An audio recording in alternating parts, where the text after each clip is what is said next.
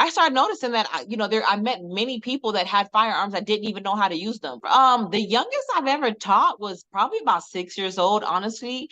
South Florida, this is the wild, wild west. Like, I've seen situations as far as like a middle finger turns into someone being followed home and pulling the gun out. My name is Chelsea Jean. I'm owner of Bulletproof Baddies, which I am a firearms instructor, NRA certified. I am also owner of Pop It Pole Fitness, so I am also a pole fitness instructor.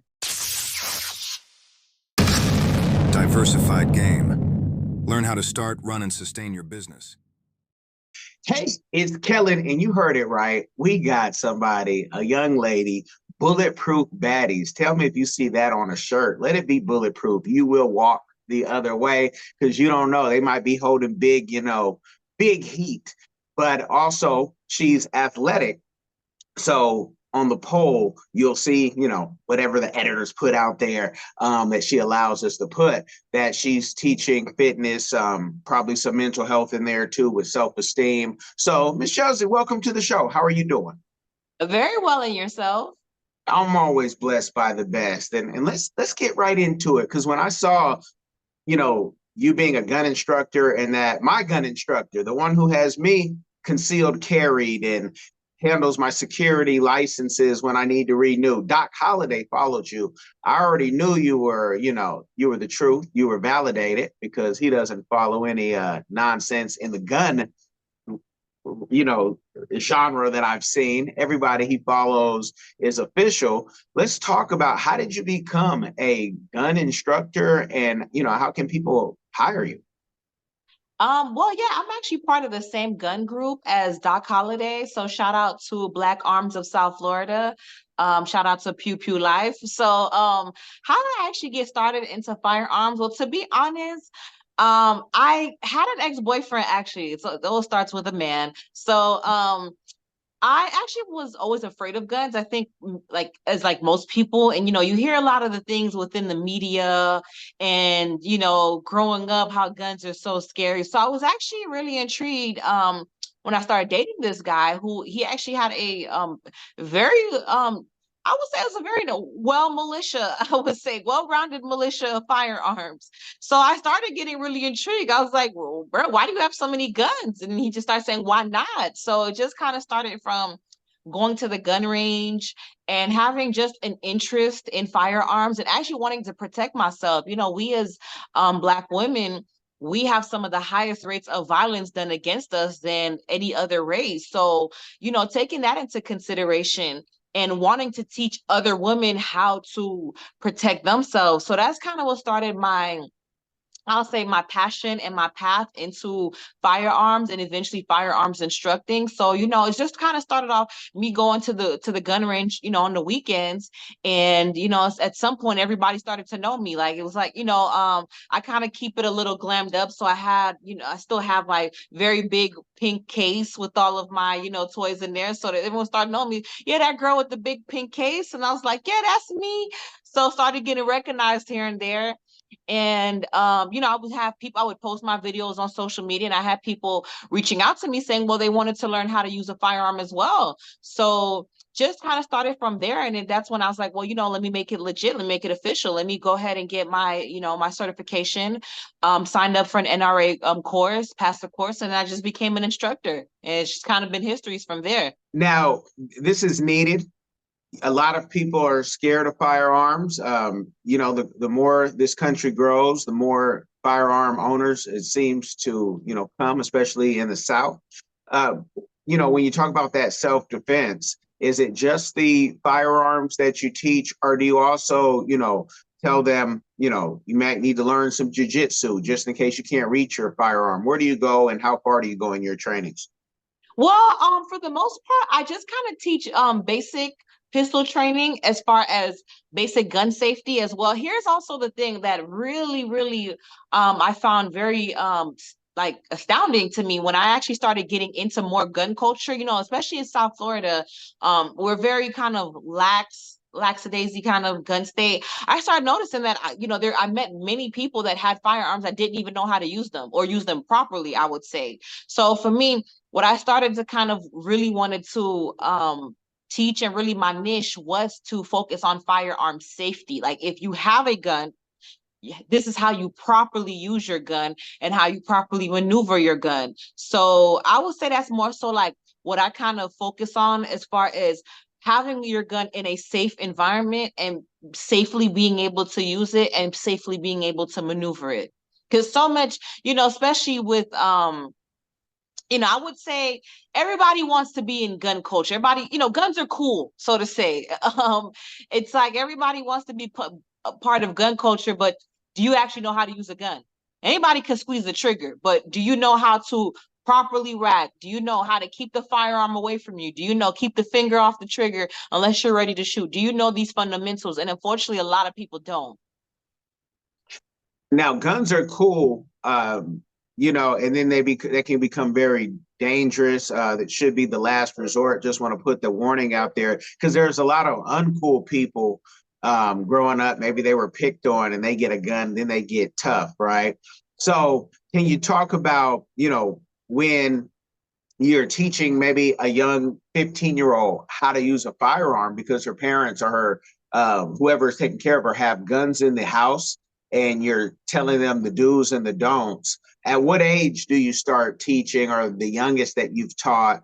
And we're going to get into some of the groups that you teach, because I'm seeing church groups and bike groups, and those are on like the opposite side. You know what I mean? Like church groups and bike groups, you do it all. So I mean, honestly, the youngest I've ever taught was probably about 6 years old, honestly. So there's a lot of families, like there's like some firearms are actually family heirlooms. So for me personally, like I said, the biggest proponent or component, I'm sorry, of gun culture is gun safety. So teaching children at a very young age, again, like, if you do, God forbid, have to use a firearm, or the safety mechanics of a firearm, and like to not actually, like, when you have, you'll have a lot of narratives, I'll say, about school shooters, kids getting upset, grabbing mommy's gun or daddy's gun, going into the gun case and like opening fire. A lot of times these are just children that, again, don't understand, like,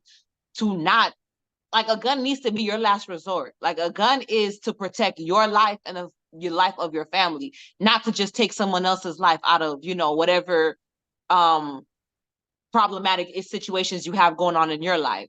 So that's number one. When I have taught children the mechanisms of gun safety, a lot of them already come from very responsible gun owning families. And that's, again, another misconception. We as gun owners tend to have that it's just a bunch of reckless, people with mental health issues, where it's like a majority of gun owners, we tend to be very well-rounded individuals. We respect gun culture for this. This is a hobby for a lot of us. This is, something passed down from generations for a lot of us. This is how some of us, how some of us eat. I've met families who actually, they didn't even eat in supermarkets anymore. Like if they didn't kill what they ate, they didn't eat it. So gun culture, there's just so much versatility in it. Now, talk about, the cultural differences, because we're here in, South Florida, where this is the mini Caribbean. You have everything represented from the Caribbean, and my Africans, my Caribbean folks, some of them didn't grow up in guns. Sometimes it might have been illegal in your country where you come from to have guns. How has it been trying to, tell that demographic that's not from kill America, Western America, how to use guns and why they should have a gun? Have you seen an uptick with people, who aren't necessarily originally from here, and them owning guns and wanting to be trained? Well, to be honest, I would say it depends on the generation, because I mean, for me, I have Haitian descent, so my family's from Haiti. My mother, she is anti-gun, which again, like, has a lot to do with, misinformation from the media and, certain political agendas, I would say. But it's, she's actually one of my biggest supporters. She's been to the gun range with me. She refuses to ever shoot a gun. She will sit in her little corner. She'll have her her headgear on, her eye gear, and just watch me teach other people.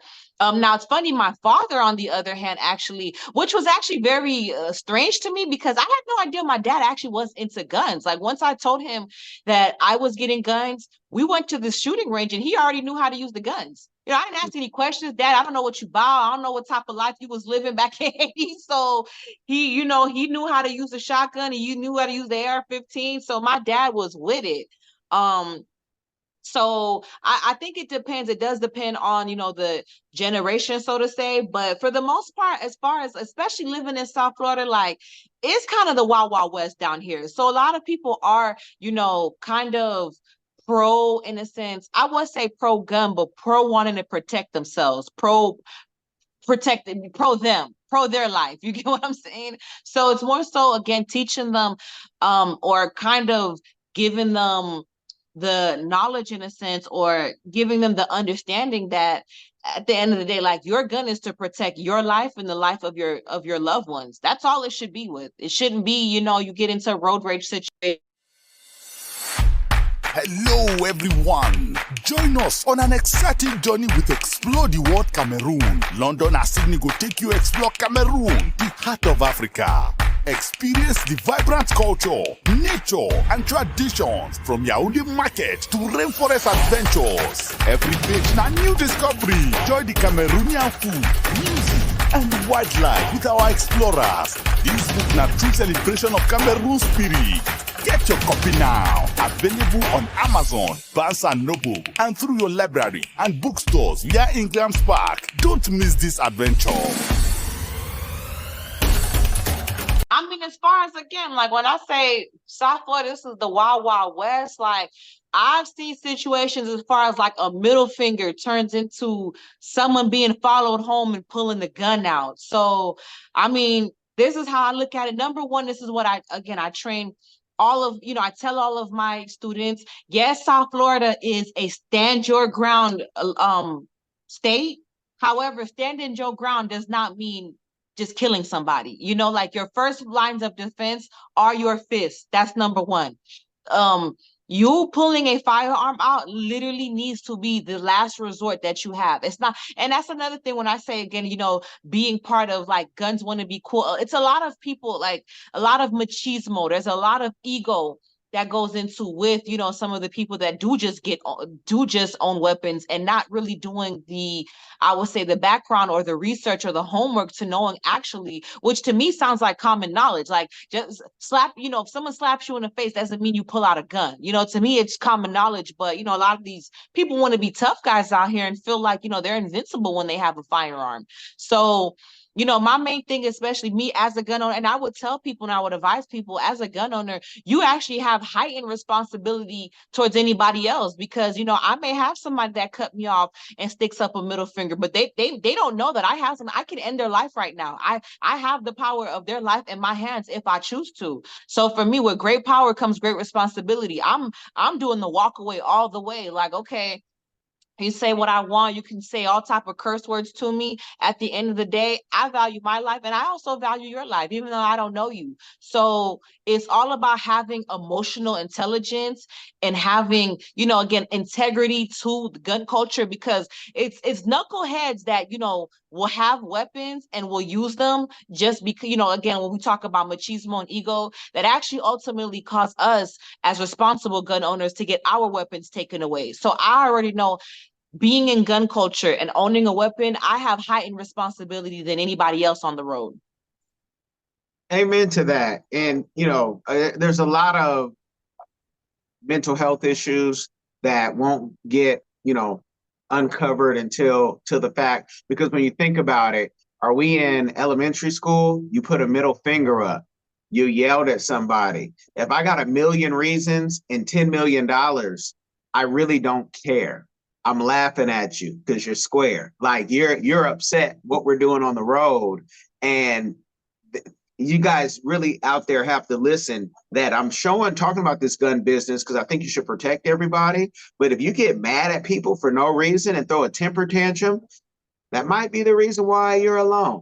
That might be the reason why they didn't invite you to the family reunion. You're the problem. And I mean that. Chelsea didn't say that. I said it. So you can take it up to me. We can meet in the octagon or the range, however you like, or we can meet in church. Now let's talk church.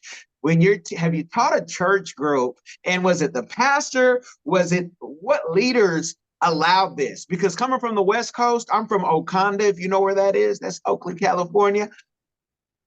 You would have Oh never yeah, had a liberal capital. yeah, you would have never, ever. But when I started, living in the South, especially Lubbock, Texas, I've seen guns raffled off in churches, and I'm like, whoa, this is different. So talk about, teaching the church members, the old mothers, the deacons, the deaconess. Actually, yes, I've taught group church members before. Now some of these are deacons, some of them are like, older, just older churchgoers, but you'd be surprised. Again, there's a lot of crime, unfortunately, that does happen within the church, unfortunately. And I've literally like you'll actually see videos of one of my I don't remember exactly where this was, but it's happened several occasions where you have armed intruders try to break into the church, and the clergy member, they're the ones pulling their straps out. They're like, whoa, whoa, whoa, whoa, big fella, you don't want no smoke around here. So actually, being, part of, and, I don't know if you've actually ever been to a synagogue or any kind of Jewish affiliated, Mhm. temple or anything They're like that. strapped. But oh yes, they may not be strapped if they're. I don't know. I don't ask them if they're strapped, but they have armed security everywhere, so they know what time it is. Like you're not gonna come over here and sully, saying what they have going on. So as far as religious members, and again, it goes back to like political belief systems and things like that. So a lot of Southern Baptists will tend to lean a certain way when it goes to politics, and that way tends to be very much pro-gun, pro-life, pro-protecting themselves. So yes, I've definitely taught deacon members how to conceal carry, how to protect themselves, because they know what time it is. You see the case of Dylan Roof, unfortunately, when he came into an all-black church, and they welcomed him with open arms, and then unfortunately they paid the price for that. So just with the knowledge of knowing, unfortunately, you have people that are like that. You have people that are mentally not all there and have issues with religion, and they want to kind of their backlashes towards religion. No, you should definitely be prepared at all times, because anything can happen. Amen. Anything. And I that's what I was thinking about, with the Dylan Roof, because of all colors and denominations, know pastors, or assistant pastors, I should say, who carry. And I've taken my kids and family to the school or the synagogue. We consider ourselves part of the 12 tribes, and to see the security really strapped up, ready to go, I'm like, my. I've got a homeschool because America is local and la cabeza. When, doing this, can you tell the people the prices? Because sometimes people, especially with everything being higher than it's ever been, people are like, I can barely afford eggs. How am I going to afford a gun class? How can you make it affordable for me? Well, I would say prices depending on what you're trying to learn. For standard CCW class, that probably wouldn't run you more than $100. And what a CCW class, that's really the class for you to get your concealed carry license. Now in the state of Florida, you technically, well, no, you don't actually need one. I would actually recommend one because it is transferable to other states. So let's say hypothetically, you're going into a state that requires for you to have a concealed weapons license. That will be transferable from Florida. And for insurance purposes as well. See, that's the thing other people don't really understand or really think about, like what happens after, unfortunately, if you do get in a form of altercation and you have to fire a weapon. That's a whole other kind of obstacle at this point, because at this point you're now thinking of, well, you're now probably going to be facing at legal fees. You're going to be detained. There's going to be an investigation. You may have lost wages because you have to miss your job because unfortunately you got into an altercation and had to shoot somebody. And now, of course, like maybe unfortunately, let's say a life was taken in that situation. So a lot of, I do recommend people getting gun insurance because again, you never know what can go wrong. So that's definitely beneficial for having a CCW license. But anyway, like just like a standard gun class, I mean, for me personally, some of my rates, depending on groups, I give discounts to groups of 4 or more, but I usually charge like maybe 70 per person. And all, like literally all you have to do is show up. And I have a range of weapons that I train. I teach handguns. I am certified to actually give CCWs to handguns, but I also can teach shotgun. I teach, rifles. So really giving you the steps on, if you do want to come into gun culture, like again, this is a hobby for a lot of people. It started off as just a hobby for me. I thought guns were, this was kind of cool. Let me go to the gun range. Let me, fire off some shots. This was cool until it really became a passion of mine. So really holding your hand throughout the process. Also, ammunition is included, so it's really kind of a friction-free process. You show up, I teach you how to load a firearm, I provide ammo, I teach you about the firearms, and hold your hand until you want to probably purchase your own firearm for yourself. I dig it. I love it. And, this is part of you protecting yourself. The audience, you guys ask why I travel with my family as much as possible, because these are things we don't have to worry about in Kenya, Sierra Leone, Brussels, Amsterdam. You don't have to worry. In London, you might have to worry about somebody knifing you 2 a.m. at night, but you shouldn't be out anyway around that time if you are, not knowing where you're going. Can you tell the people, you're doing the guns, and then we got Pop It. And how and I want to know, do the bike clubs and the church ladies, because I've heard of one church, I won't talk about you in Texas yet, having a pole dancing class, but I'm gonna ask you the questions even your family members probably haven't asked you about Pop It because they're scared, they don't want to offend, but I think we got a rapport now. So tell us about Pop It and what that's about. Well, Pop It Pole Fitness, it's actually my pole fitness company. So I actually have a traveling pole. So it's freestanding. So I do bachelorette parties. I, do one-on-one lessons. I do kink parties if you're into that type of stuff. So it's kind of, and we just like my fam, I had a stripper pole in the living room. Like mom and dad, like they all knew about it because, for me, it's for a lot of women, like pole fitness is for women all shapes and sizes. Like I've seen girls, 200 plus pounds on the pole, just getting down. So it's definitely for me why I got into it. I actually started during COVID. I was at the house, depressed, gaining weight. I was just like, what's something, let me try something. Like, what's something that I kind of always wanted to do and I always thought was fun, that I was like, let me give it a shot. And I said, why don't I try like getting on the pole? And it's like, I will, of course, South Florida, we're very known for our strip clubs, as you probably know. So I've been to some of the clubs and I see these girls doing acrobatics. I'm just like, oh, wow, this is, it was always intriguing for me. So I was like, why don't I just, it's a great way to stay in shape. It's a great way to, get in tune with your inner goddess. And I just started and I never looked back. So been doing it for about 4 years. And like I said, it's a great way to tone out. I actually lost about 20 pounds just doing that. Tweaking my diet a little bit, but more so just focusing doing it 3 times a week. And I just love like the confidence that I'm able to instill in women, going to a bachelorette party. And, these women have never done anything like this, for me to teach women how to get in, and especially, sometimes after, childbirth, a lot of women, they may not feel as comfortable with themselves and, as before. They may start, not really feeling as sexy as they used to. But no, trust me, you get on that pole, you put on those 5-inch pleasers, 5 to 8, however long you want to have them, put on those stilettos, or you will turn into your alter ego. So, and I'm all about, again, women's empowerment, women's, self-esteem, women's mental health. Because, as a lot of people, went through a depression during COVID. So definitely getting on that pole and finding that confidence and that passion I've always been looking for definitely helped me out of my depression that I was going through. Now, some people will hear this and they'll say, wow, she does it everywhere she goes. And you've seen of all sizes. They'll say, oh, so she's a stripper.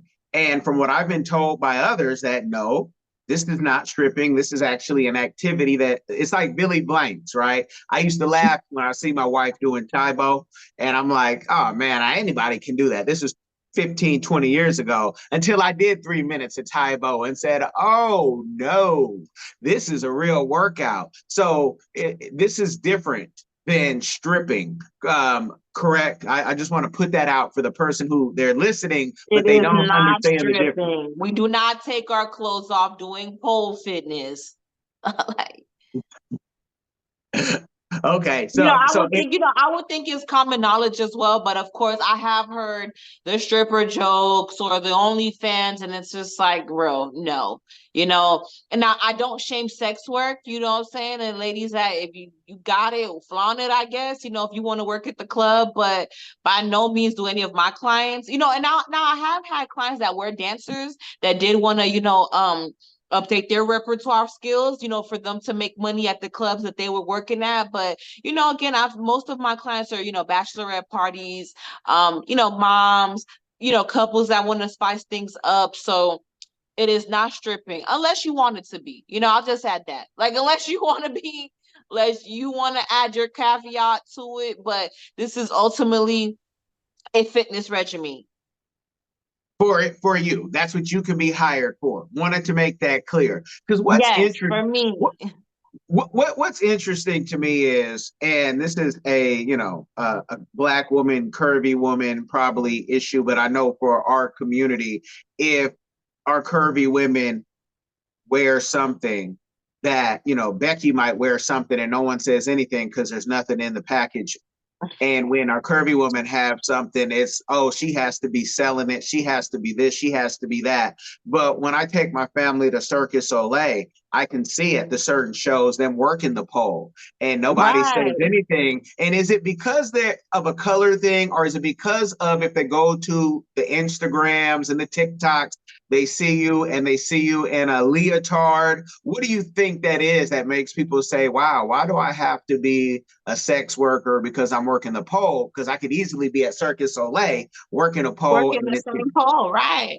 I'm gonna be honest. I think it's cultural. You know, within our community, it's a lot of glamorization. I would say about, you know, the strip club. You know, the sex work that may go down in the strip club. So I would definitely say I feel like, and especially you know, now with a lot of these reality television shows and a lot of our like, you know, Cardi B, she's been very vocal about her being a stripper, starting off at the strip club. So I think, you know, within our community, it's like, you know, a stripper pole, I guess a pole. I wouldn't even say stripper pole because it's not called the stripper pole, but a pole tends to now be synonymous with strippers. But like you said, you go to Cirque du Soleil, you go, you know, any place that's acrobatics, like there's a pole. This is literally just acrobatics at this point. Yeah, yeah. And you had said something. I was gonna go somewhere. I'm gonna leave that. I'm gonna leave that alone. Go for Because it. Nah. you know, but it's interesting because this is a real workout. And you know, I saw online you also, though, you can do it. I saw some clear heels, as Chris Rock said, right? So Yeah. Oh, but you that's part of the workout. You do the workout with the heels on. That's part of the allure. Because again, it's a workout while really getting into your sensualism. It's really tapping into your alter ego. I'm telling you, put your music on. I would say for all women, I think we all always have had a side to us. You know what I mean? We've always wanted to kind of explore that goddess of us. Every girl have their low key, I guess, inner stripper song. I would say that song comes on like your inner stripper comes out. Now it's not necessarily you at the club throwing ones, but that inner sexy goddess comes out. You put those heels on, you're clacking the heels, you are doing your tricks. Oh yes, it's all part of the workout. It's all part of the allure. So it's really like, imagine being able to be part of a physical activity that you're toning your body out, because honestly, like, it is not easy being on that pole. Like, you know what I'm saying? Like, I don't know what everyone thought, like, that these strippers just were able to climb a pole with no handles, you know, because this is all upper body strength. This is all love strength. This is all, I'm sorry, leg strength. This is all core strength. Going upside down on that pole, you need strength to do all of this. So doing these workouts eventually will build that strength. Now imagine doing these things in what, like 6-inch heels. Like, and so imagine getting a physical workout while also feeling, you know, sexy, feeling seductive, feeling that, you know, having that imaginary audience around you. That like it's euphoric, honestly. Like when I have ladies that start doing pole fitness, because I say it's all about consistency. You want to start doing tricks, you want to start swirling around the pole, you want to start going upside down, you have to be consistent with it. And when I'm thinking about, you know, clear hills, if they were to light up, and then I think about the local ladies here in Palm Beach County who play the electric violin, because I've seen it in Mexico where the violin can light up as well. And now I'm creating a YouTube channel for you. Sorry, let me stick with the interview because that's what I do. I'm a creative, and so we don't know when it's gonna pop. Now, what about I'm thinking about, I can hear the audience sometimes. He's driving in his truck and he's like, you know what? I don't want that thought stuff in my house. I don't care what workout she can do, but at the same time, he's going to the strip club. What would you say to that hypocrite who would say, I don't want my wife to be, you know, in no clear heels, but I'm at the club? It's a hypocrite. They all like, they want their wife. They may not want it to be shown out, but again, I have couples, you know, like I said, I've done demos at kink parties, and they love that shit. I mean, I don't know if I could curse, but you can say whatever you need to say. Yeah, they love seeing their wife twerk, heel clack, do a little split, seeing their wife actually have a side to them that they haven't even seen in their wife. I've met couples that were married 10 years plus, seeing they've never seen that side of their wife, and I'm just like, oh wow, really?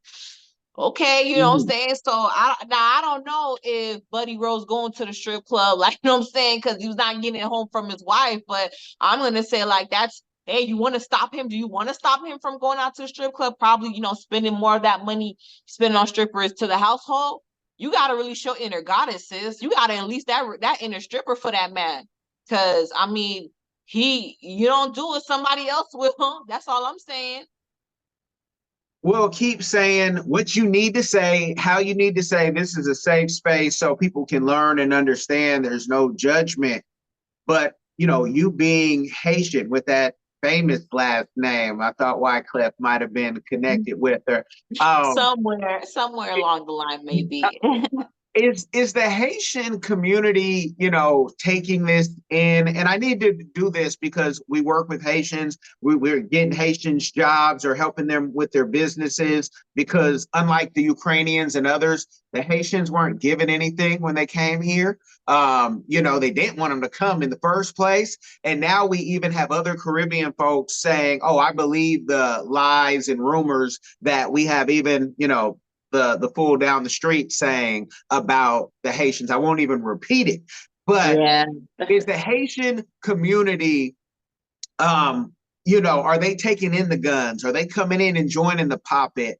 Because sometimes when you're vilified like this in America, and Black folk, y'all were there just a decade or two ago. Hispanics, y'all were there just 2 seconds ago. But now it's the smoke is on the Haitians. Muslims, they had it 3 seconds ago. So talk about the Haitian community, and are they shooting guns? Are they joining the pop-its? Where are they with this?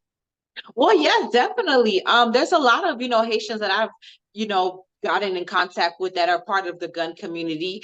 You know, again, like we as Haitians, you know, we got that warrior blood. You got to understand, we're the first Black, you know, country, independent nation. Yeah, they got their freedom. Yeah, right. We were the first Black republic to get our freedom. And, you know, we were the ones that revolted against the slave owners. So that warrior instinct, that warrior blood is in us. So, you know, there's a lot of Haitians that are, you know, joining the gun communities. And as far as, like, you know, I've met a lot of Haitian women within, you know, the pole fitness community, because it is pole fitness itself is a community. And, you know, there's competitive polling, you know, we have competitions, we have showcase performances, because ultimately, like, we are also acrobatics. we are also acrobats. We are also dancers, you know, and we can do all of these in a very classy and tasteful way. So, you know, I've actually entered in some competitions myself, and I've met lots of Haitian women that were part of this community. So definitely, it, you know, again, I will stress, it depends on the generation, but you know, within my generation, you know, the millennials and the Gen Zs, oh yeah, they're all, you know, there's within pole fitness, I would say I think, you know, again, like the stigma has really gone down a little bit because it's not automatically stripper. And like to be honest, even in this day and age, like stripper necessarily isn't even a bad word nowadays because you know, you have a lot of these strippers, you know, there's famous strippers, um, you know, there's famous sex workers that are, you know, devilifying, so to say, that type of work. So, you know, you can go on reality television and half these women are like sex workers slash strippers. You know, you'll have a lot of very famous female rappers at this point in time are former sex workers or former strippers. So like I said, within my kind of demographics, it's a lot of women that are joining the pole fitness community. And you know, when people, I travel a lot. We've done like 20 weeks this year as a family and had to do more just for work, period. But do you think it's something in the US? Because when you see in the US that first generation, second generation, you couldn't tell the difference between them and somebody who was here for 7 generations. America will either bless you or curse you or both. Do you think it's something just, you know, the American culture? Because when I'm in Europe or if I'm in Africa, they look and they say, oh, that's crazy. Not to say that it's all sanctified and perfect anywhere, right? But because America puts it out there and stands on it, like Trump with 34 felonies, and say, I want to be the leader of the free world. Do you think it's an American thing of if you're in America, you can be who you want to be? Because I don't know if in Haiti, that same, you know, confidence in saying, hey, I'm a woman teaching people about guns, or I'm a woman on a pole and I have clear heels. I don't know. I'm trying to get to OCAP so I can go get my permanent residency. Lawyers out there, expediters, holler at me. I'm looking for you. But do you think it's an American thing, or is it just the times that we're in? Um, that's a very good question. I would say, well, I think it depends on like where, you know, because you know, I've traveled a bit, you know, and I've been to pole studios in Europe. I've been, you know, certain more so lax places like Amsterdam, which is very kind of a sex positive, I guess, type of city, where they're very big on, you know, pole dancers, burlesque dancers, things of that, versus, you know, maybe a more conservative nation. Well, you know, I actually have now I haven't personally met her, but I do know of one Muslim pole dancer. Now she's actually still covered up. Yes, she has her hijab on, and she wears specially like she wears more like leggings, because with pole fitness now you do need to have skin, you know, out. That's how you're able to kind of maneuver on the pole. But she wears kind of leather clothing, which still does look sexy, does look, you know, very you know, feminine. However, she does make sure that she's covered up. And, you know, she's actually posted on her Instagram that she, you know, she'll get hate, you know, mail from, you know, and I think she actually even mentioned that she was estranged from her parents for what she decided to do. But it's all, like I said, it still goes back to, I guess, the generation, because, you know, within her generation of probably, you know, being Muslim, that's what she wanted to do. And, you know, she's had a lot of accolades from other Muslim women giving, you know, voice to something that's a bit taboo in their culture, but her still wanting to empower women and do it. So I think it like it's a kind of a compassing of like everything, you know, generation, parts of the world, and the culture itself. And this is, you know, when we talk about the hypocrisy, because everybody is really the same. You know, we know Muslims to kill if you draw a picture of Muhammad. Right. But at the same time, when you're in certain parts of, you know, whatever Muslim country, this is juice right here, but if this was alcohol, you can drink it, but it has to be down here. And Muslims have a joke in certain places saying Allah can't see it down here, which I find to be blasphemous if he's Allah, because he's supposed to be able to see it all. But, you know, people hide. And we know there's things that happen in Dubai with all the Instagram baddies that go. We know. And if you know, you know.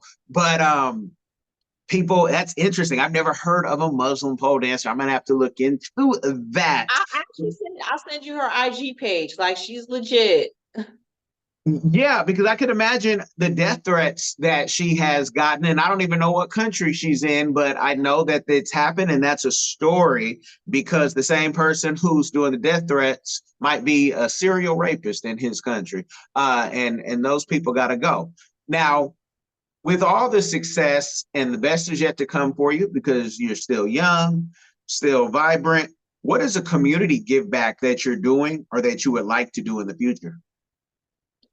Well, what I would more so like to do in the future is probably get more kind of into demoing firearms instructing in a lot more versatile communities, because right now I do feel like I'm a little like I'm kind of siloed, and kind of I guess it's like a maybe utilitarianism approach. You know, as you do know, unfortunately, like within our ethnic group, we have some of the highest rates of gun violence, and I personally feel like it's because, you know, the lack of gun, you know, the lack of gun training, the lack of gun safety, and the lack of emotional maturity that people are having within our community to actually own guns. So I would like to say right now, I feel like I am a little bit siloed within just kind of in my community as far as kind of being just a Black woman teaching gun culture. But I would like to kind of, in a sense, more of my give back is to teach kind of a wider variety of, you know, all races, all, you know, all genders. Cause, you know, I will just be very honest, you know, a lot of times, like, because more within gun culture, it definitely tends to be more of like a male sport. So I would say I've had some people maybe not take me as seriously as a male firearms instructor because they may feel like as a woman I'm not as, you know, well versed as firearms as a man would be. So I would like to a little bit kind of give back, like, and kind of expand more outside of my current demographics into others to teach the importance of guns and gun safety. That is crazy. And, you know, I like to shame people sometimes because if you Yeah, look shame at is good.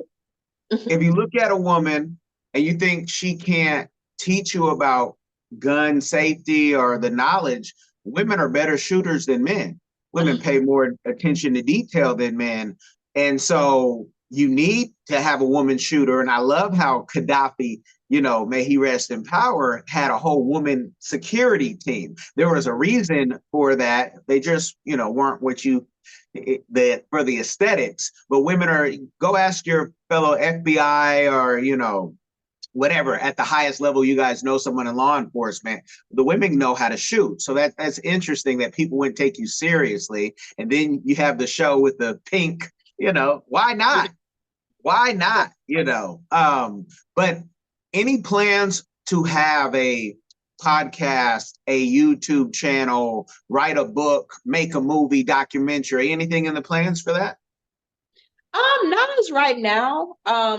Who knows what the future holds? But I'm just content kind of being guests on, you know, podcasters like yourselves on the platform right now. So as far as right now, none immediately.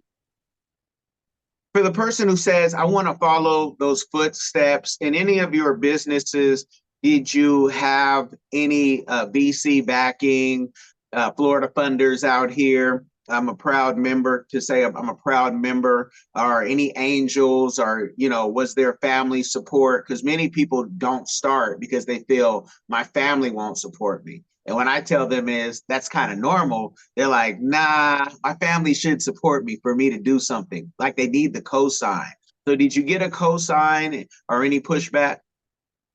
I would say for me personally, of course, I got pushback on like both of the avenues I decided to take, but you know, eventually, you know, love tends to kind of override support sometimes. So the fact that my family did love, you know, does love me and does understand that my goal and the processes that I'm doing, the support may come after, so you don't necessarily need your families. I didn't tell any of them, like, I didn't tell my family what I was doing until they knew I had a gun or until they saw the stripper pole at my house. So that's when they found out, oh, okay, this is what you're doing. But it got to the point, like I said, where my mom was coming along with me to some of the firearms classes I was teaching because, I didn't want to go by myself, and mom was tagged along with me. And to the point where, for a brief period of time when I was living with my family, we had the stripper pole in the living room. So, sometimes grandma would play on it. I have videos of my stepfather doing a twirl around here and there. So it may not be support immediately, but just have faith that, they do love you, your family loves you, and the support may come eventually. And no, you didn't need any, financial backing from anybody to start this? Nah. Okay. And also, because not like equipment and bullets sure aren't getting any cheaper, especially when you shoot that 50 cal in Okeechobee. It's like about $8 a bullet. It not just the financial backing or the mental backing, but just the support to say, hey, good job. Because people will say, well, I'd love to follow your footsteps, Chelsea, but can I make a full-time living at this, or am I still going to have to work my 9 to 5? I would definitely say starting out with any business, having a 9 to 5, definitely that's your bread and butter, but it's all about you, how hard you want to hustle. I know some firearms instructor that this is their, that's their 9 to 5, as far as for me, I haven't really built a presence to the point where I cannot work. But it's all about how much you want to put into it and how you want to invest in, the propaganda you want to put out, the targeting your niche audience. Again, for me, my niche audience is all women, especially, being a firearms instructor and doing the pole fitness. So it's putting myself out there where, I know women, who may be interested in these type of things are going to be.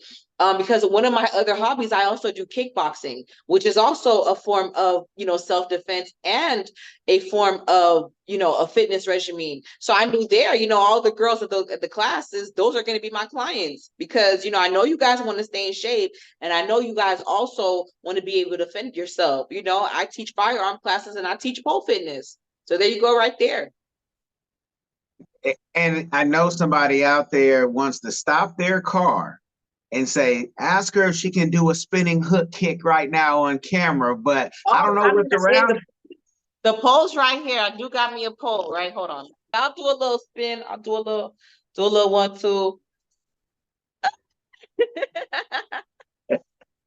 As much as I can do with the camera on, with my phone on. I got you. And again, for that person who was thinking that, might have pulled over, paused, and said, look, let me hit that, because the spinning hook kick, and you think about the pole, and is both of them, I assume, could be complicated. I can't do a spinning back kick or hook kick, but that was the first thing that came in my mind when you said kickboxing. But I appreciate you for giving the game. If people want to hire you, book you, where do they go? Is there a website, social media? Well, you can my Instagram, Chelsea Lately 556.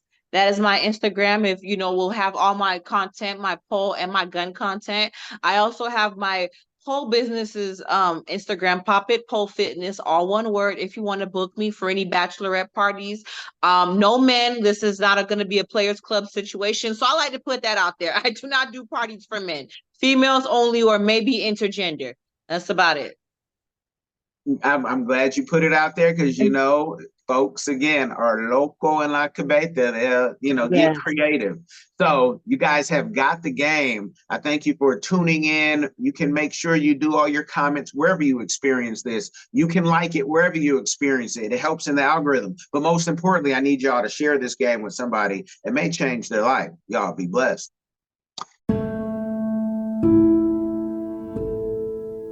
Are you tired of the violence, tired of the injustice, police brutality, rampant discrimination, lack of gun control in this failed bias socioeconomic experiment called America? Or maybe you need a break from the relentless grind and want to regain control of your destiny, your wealth, your health, and your purpose. DiversifiedGame.com has the right course for you. Prepare for my first trip to Africa. Looking to reconnect with your roots, start a new business, or just a fresh start. Africa, aka the motherland, is waiting. Don't let the Chinese and the Mzungus have the fun and also take over the motherland. From Cairo to Mombasa, from Dakar to Cape Town, Africa has something for everyone, from business opportunities to the most amazing people, safety, leisure, and landscapes. So opportunities abound. It is time for the diaspora to reconnect with their roots. Time to reconnect with the birthplace of humanity. Africa is the last frontier. Get your head in the game and reclaim your legacy. The writing is on the wall. Babylon is falling. Give up the stress, grind, and violence inflicted on our people on this continent and prepare for a journey of restoration and joy by connecting with the land of your ancestors. Check out our new course and kick off your adventure at diversifiedgame.com.